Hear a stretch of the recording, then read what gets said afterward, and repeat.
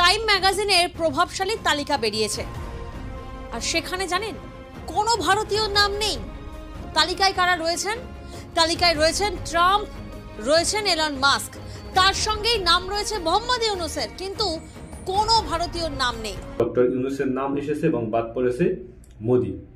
এখন আসলে তিনি যে 100 প্রভাবশালীর ব্যক্তির ভিতরে অন্যতম বিষয়টা তেমনও না।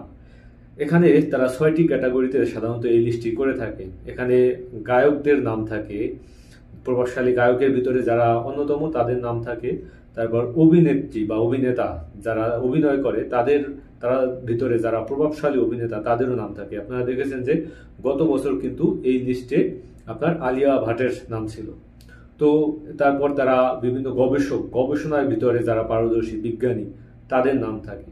তারপর বিভিন্ন চিকিৎসক যারা আছেন, চিকিৎসকের ভিতরে যারা প্রভাবশালী তাদেরও নাম আছে এই 100 জনের লিস্টে। তো রাজনীতিবিদদেরও একটা লিস্ট আছে, সেই লিস্টে এই 100 জনের ভিতরে 21 জনের লিস্ট করেছে। বিশ্বের ভিতরে যে নেতা আছে এই নেতাদের লিস্ট করা হয়েছে এবং সেই 100 জনের ভিতরে 21 জন নেতাদের লিস্ট, মানে 21 জনের নাম আছে।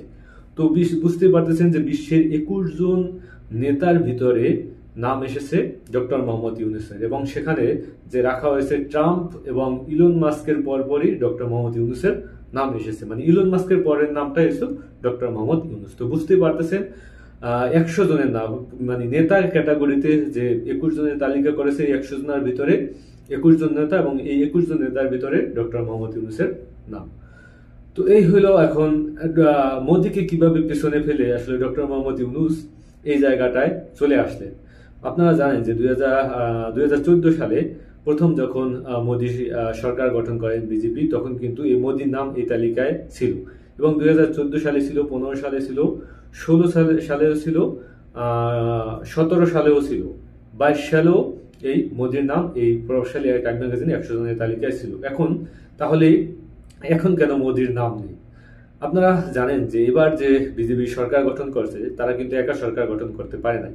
তারা অন্য দুটি দলকে সাথে নিয়ে জোটবদ্ধ হয়ে তারপর সরকার গঠন করতে হয়েছে। তাদের সিটের সংখ্যা কম ছিল। তো সেই জায়গা থেকে অনেক গুরুত্বপূর্ণ মন্ত্রণালয় কিন্তু তাকে মোদিকে ছেড়ে দিতে হয়েছে, এবং মোদি চাইলে এখন এককভাবে সিদ্ধান্ত নিতে পারেন। এবং বিশেষ করে মানে ভারতের যে বিরোধী দলীয় আপনার যে কংগ্রেস রয়েছে, সেখানে কিন্তু অনেক গুরুত্বপূর্ণ শক্ত একটি বিরোধী দল রয়েছে রাহুল গান্ধীর।